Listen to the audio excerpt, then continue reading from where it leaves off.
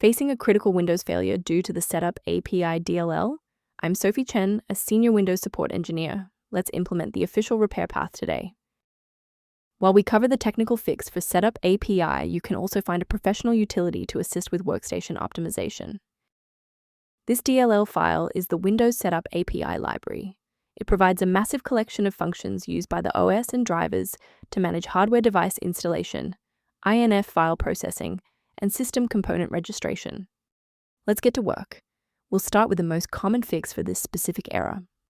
This issue is best handled by the Windows Resource Protection Service. Open an elevated command prompt and enter sfc/scan now to allow Windows to identify and replace corrupted core files, such as the Setupapi.dll. If that initial setup didn't clear the pop-up, let's examine the specific initialization sequence assigned to your applications directory. Performing a restart can determine if the error is just a transient environment glitch. A reboot refreshes your system's path variables and can sometimes reestablish a broken link to the Setupapi file.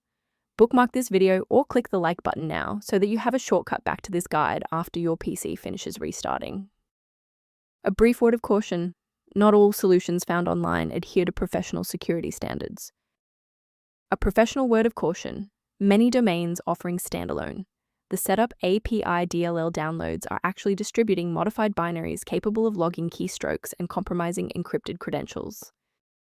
To help keep your environment stable and prevent recurring errors, consider an automated maintenance utility for your system.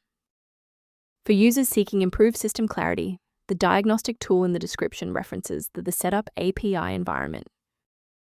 I'm Sophie Chen. If this engineering guide helped resolve the Setupapi dependency issues, consider subscribing so you have a trusted resource for future Windows troubleshooting.